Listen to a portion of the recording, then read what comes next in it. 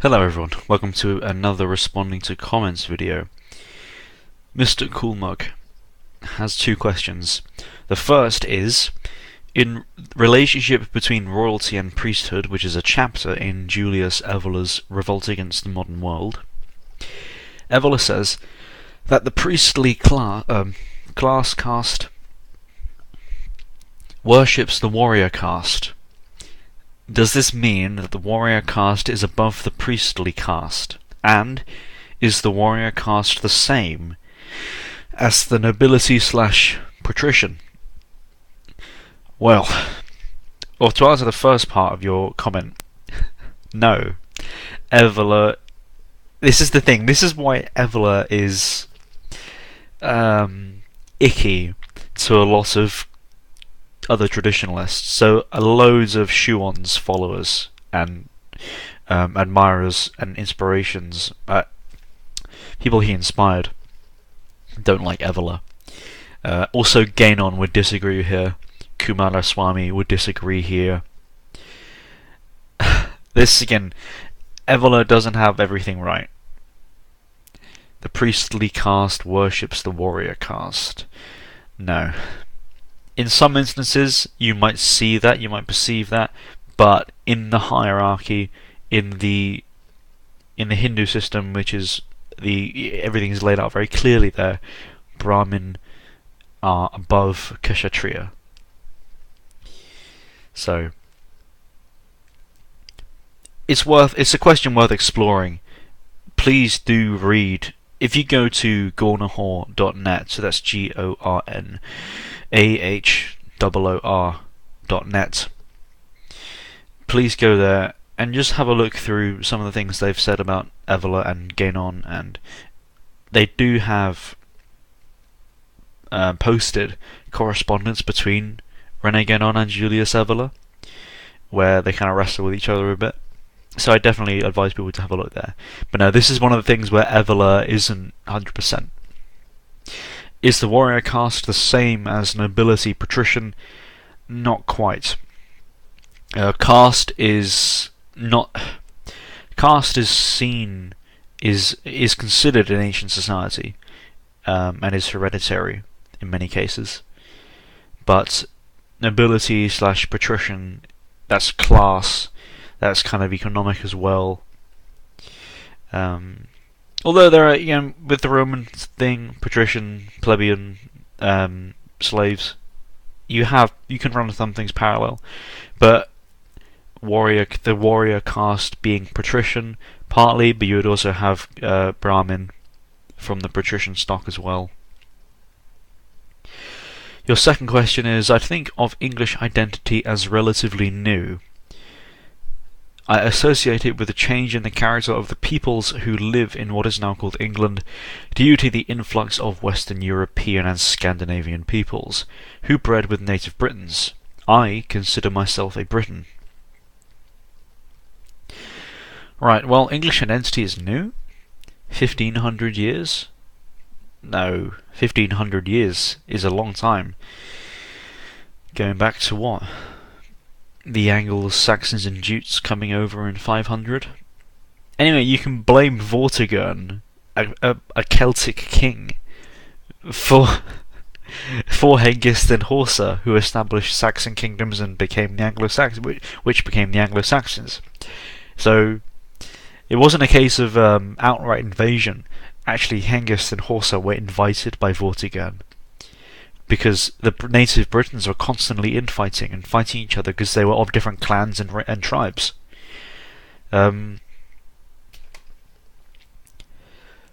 you consider yourself a Briton. That's complicated and difficult because a race has a form, it has a historical context, and it has a tradition. Which Brittonic tradition are you a part of?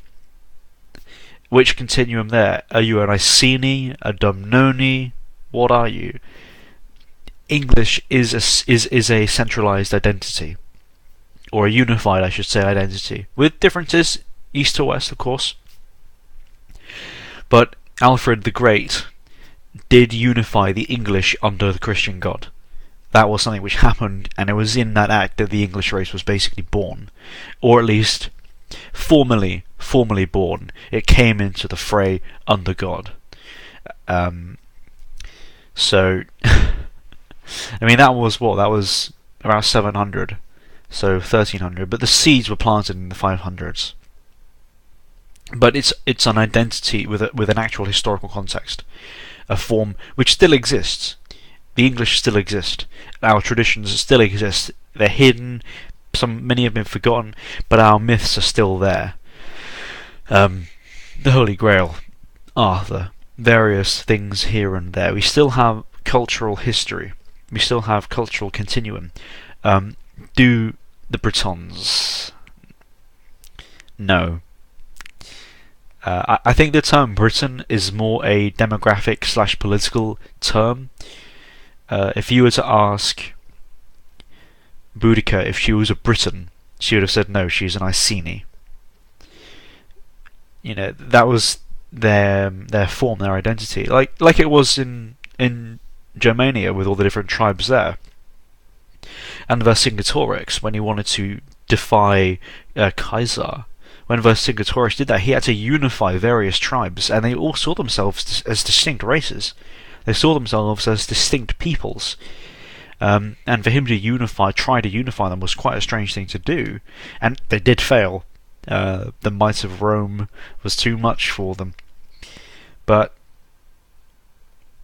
it's like saying, "Oh, I am a Germanic." What Germanic are you? It's just one of these terms which we can really only use with a historical lens, but doesn't have a coherent or concise form historically beyond that sort of meta-historical viewpoint. So I would ask you, Mr. Gorwang, to consider that question further. You are English. You are English. If it's new, that's fine. But English is a uniform and coherent identity with ties to God. It's like a tree. Any true racial identity is like a tree. It has its roots in the ground and it ascends upwards to the heavens. And that's really the important thing.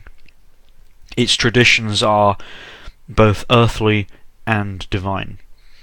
It has its eyes in both places. It looks in both places. It considers the earth and above. But there you go. Armenian Chica. And this Armenian Chica should be called Chico, but he's just kind of... I don't know if he's... I'm not going to say that. Anyway, he says, "Hey Adam, I have a question for you. Do you have a personal relationship with God?" Sorry if the question is a bit vague. I don't know how else to put it.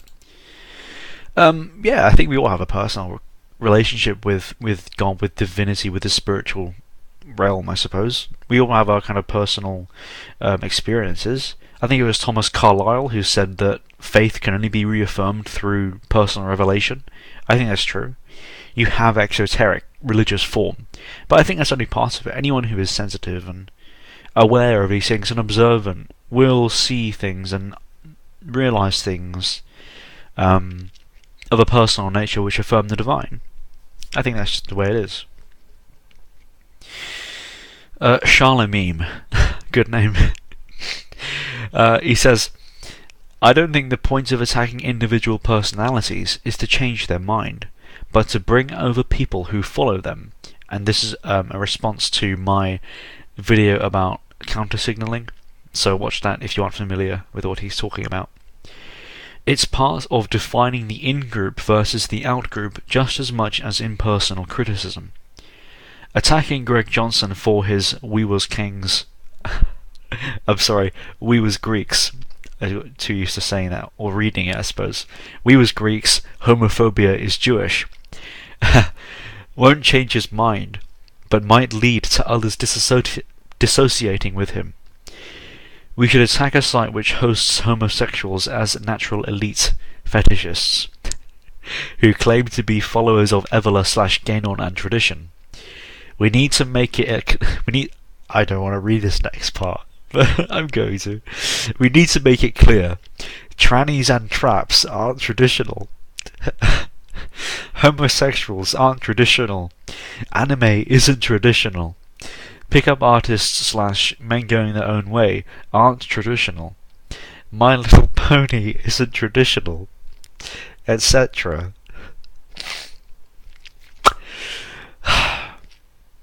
I don't think just leaving these people alone is a good idea. These circles have more people than the edgier parts and are only likely to grow as the alt-right gets even more mainstream. The aim should be to bring the good people away from this Big Ten nonsense which doesn't have any clearly defined principles. Maybe you're right that it's a waste of time. It's just my instinct that it's a bad idea to keep silent about the things we see wrong with individuals who position themselves as leaders of intellectual circles. Yeah, most of what you said here is true. Good grief. But some of it, why does it even need saying? Anime isn't traditional. Fuck's sake, man. Trannies slash traps aren't traditional. I can't believe I actually read those words aloud, but there we go. Homosexuals aren't traditional. Based Hadrian, to be honest, lads. But, right, attacking individuals for being retards? Sure. If your voice matters. The trouble is, just bleating about someone being a moron is pointless if it doesn't actually change anything. The majority of people you're going to convince by doing that really already thought that. Further, the trouble with a website like Countercurrents is it isn't just Greg Johnson and James J. O'Meara who write for it. It isn't just those two. You know, Greg's Heideggerian paganism silliness and O'Meara's... I don't even need to go into O'Meara's silliness, good fucking heavens. You know, that aside, there's some really good stuff there. You know, Greg is not a moron. James is a fucking pervert, but he's not a retard. He's a very intelligent dude. Unfortunately, he's a degenerate. He needs to stop being a degenerate. But it's one of these things, I think, ultimately... It's life, dude. You just have to take the good with the bad.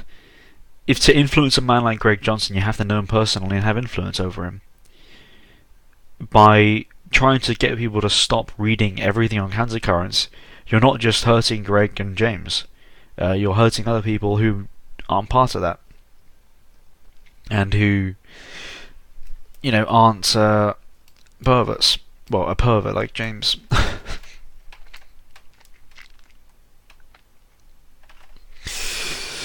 So, I mean, it's well and good. It's well and good what you're saying. But so what? Is what I would respond with. Millennial Woes. If Millennial Woes says something silly, I can tell him personally and he'll consider it. And vice versa. Jack, Imperial Aspirations. Every time I say something which isn't totally true, or just slightly off base, or I forget something, he always corrects me. And that's good. And I respect him and he has influence over me because we're friends. But in these other sorts of instances, like... Dude, act upon your principles. If what you're doing is truly the way it should be, then people will gravitate to you. Start a website that's better than Countercurrents and doesn't include all the problems therein. It's the internet. Again, you cannot control what everyone does. You cannot just go and find Greg and punch him in the face until he stops doing this, or whatever he's doing, or whatever. Giving a voice to James O'Meara. You can't do that. You're just going to have to live with it. Regarding the alt-right becoming more mainstream and it being a broad tent, don't fucking worry about it. I've considered these sorts of questions because I have lamented the general tone of the alt-right, in my opinion, over the past 2 years, since I kind of arrived in the community. In my opinion, debate has kind of decreased in its kind of quality intellectually.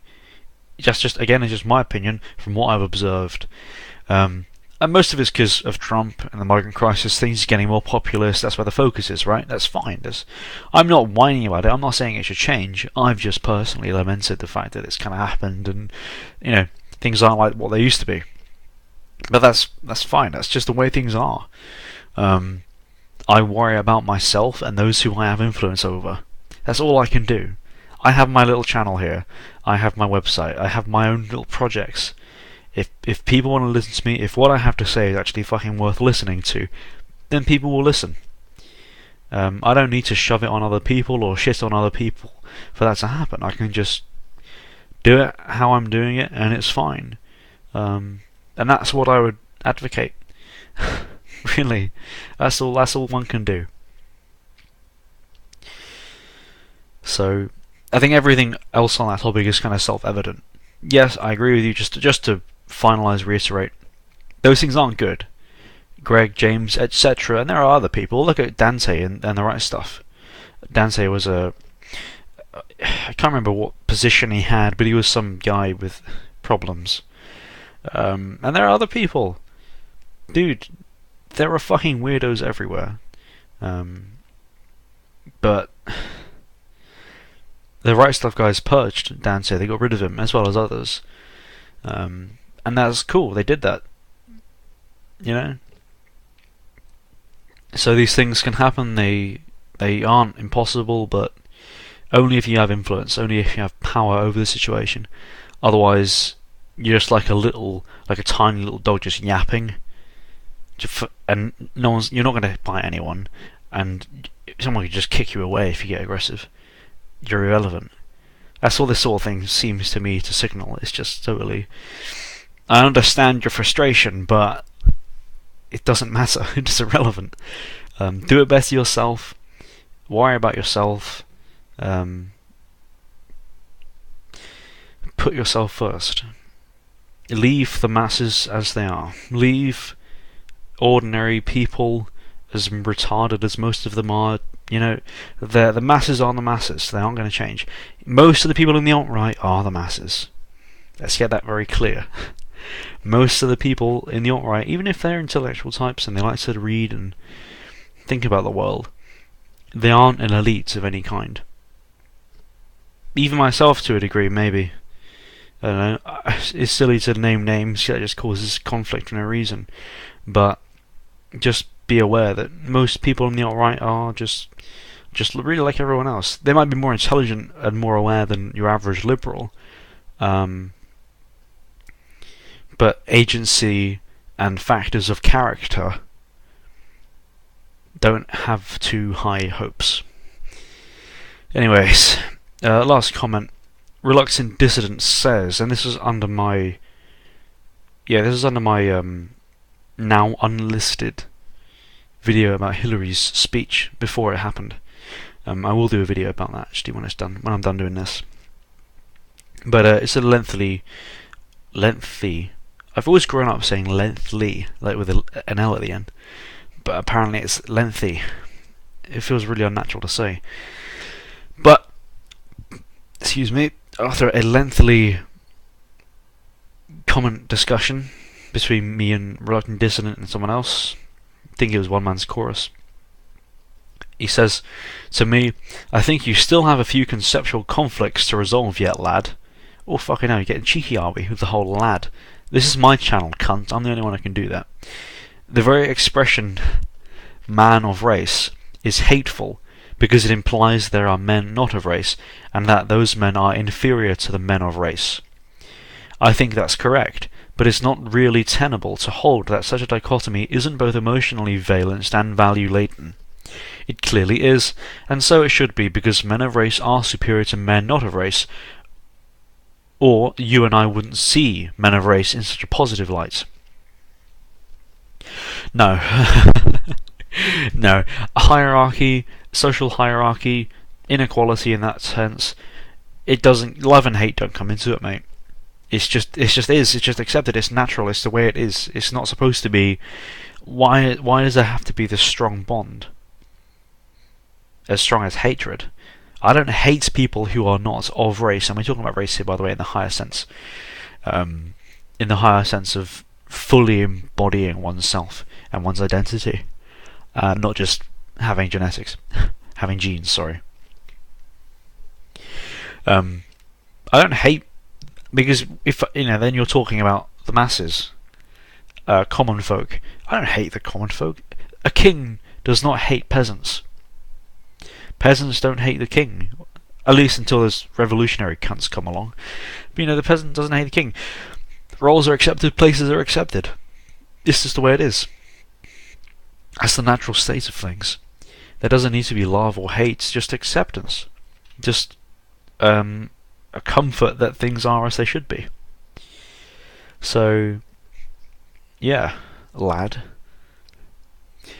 Your second part of the comment, you say, for the record then, regarding my thoughts on Donald Trump, are you on board with his more obnoxious remarks, or is there something about him you find distasteful? Yeah, there have been a few people who've kind of said things that imply they think Donald Trump is like the Messiah, and he's perfect, he's absolutely great. He's a materialist, just like everyone else. I support Trump, just to be clear, on this issue. Trump will be a better president than Hillary Clinton. But he is still a businessman. He's a materialist. He's far from ideal. He's a product of the modern world, very much so. And let's not be under any illusions about that. So that's all I have to say about him, really. I'm more extreme than he is. I'm far more, you could say, right wing than he is. I support him, but he is a product of the modern world. With that, 22 minutes almost. Thank you for listening, and have a good day or night or whatever the hell it is, where the hell you are.